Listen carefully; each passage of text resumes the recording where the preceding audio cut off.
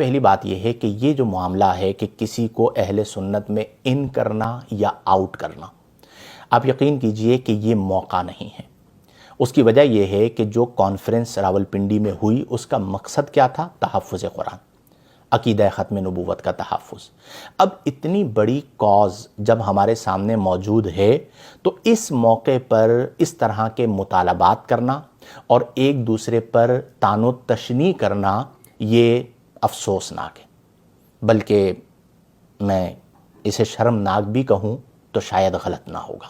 اس کی وجہ یہ ہے کہ یہ موقع آپ دیکھیے کہ کون سا موقع ہے کہ ایک طرف اس کیس کا فیصلہ آنا ہے، آپ کم از کم اس کیس کے فیصلہ آنے تک اپنے منہ تو بند کر لیں، خاموش تو ہو جائیں۔ اب ہماری عوام ہے، آپ جانتے ہیں، وہ جس کی محبت میں ہے اس کی محبت میں افراط کا شکار ہوتے ہیں اور مخالفت پر اتر آتے ہیں۔ میں اکثر ایک بات کہتا ہوں کہ جو معاملہ علماء کا ہے، یہ میری علماء سے بھی گزارش ہے کہ خدا را آپ سمجھدار لوگ ہیں، ہم چھوٹی چھوٹی چیزوں کو ہم بھی سمجھ جاتے ہیں، آپ پتہ نہیں کیوں نہیں سمجھتے کہ ان چیزوں کو سوشل میڈیا پہ مت لائیے۔ کیا ضرورت ہے آپ کو سوشل میڈیا پہ لانے کی؟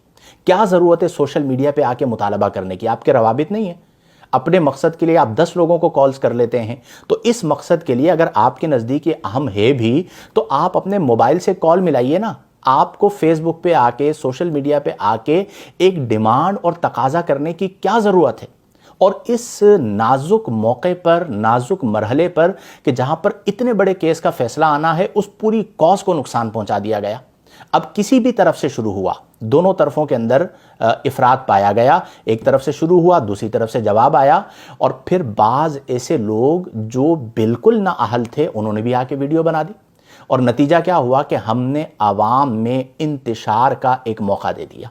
تو میری گزارش یہ ہوگی عوام الناس سے بھی اور معزز علماء کرام سے بھی کہ یہ کسی کو اہل سنت میں ان کرنا، آؤٹ کرنا گستاخ ہے یا نہیں ہے، رافضی ہے، ناصبی ہے، خارجی ہے، توبہ قبول ہے یا نہیں ہے، آپ کو کیا پتہ ہے؟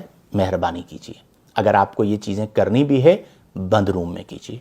آپ یقین کیجیے میں آپ کو یہ بات عرض کر رہا ہوں، ادب کے ساتھ عرض کر رہا ہوں، مہربانی کیجیے کہ ان چیزوں کو ختم کر دیجیے، ورنہ جو اب نیو جنریشن علماء ہیں وہ تنگ آ چکے ہیں بعض لوگوں کی حرکتوں سے، اور وہ اتنے تنگ آ چکے ہیں کہ وہ آپ کے پیچھے چلنا چھوڑ دیں گے۔ آپ کا احترام جتنے بھی لوگ ہیں اس لیے کیا جاتا ہے کہ آپ ہمارے اکابرین میں سے ہیں، بڑی عمر ہے، تو کم از کم اس طرح کی چیزوں سے آپ اپنے آپ کو دور رکھیں۔ میری گزارش یہ ہوگی کہ اس وقت اہم مرحلہ ہے مبارک ثانی کیس کے فیصلے کا۔ فلسطین، رفح بارڈر، ہمارے لوگوں کو مارا جا رہا ہے اور ہم ان چیزوں میں لگے ہوئے ہیں کہ کس کو ان کرنا ہے، کس کو آؤٹ کرنا ہے، کس کو ناسبی قرار دینا ہے، کس کو رافضی قرار دینا ہے، بس یہی رہ گیا ہمارے پاس۔ اور یہ باتیں کمرے کی ہونی چاہیے تھی، آپ عوام میں لے کر آ رہے ہیں، انتشار کے علاوہ کیا ہوگا؟ تو خدا را کچھ خدا کا خوف کریں، ان چیزوں سے باز آئیں۔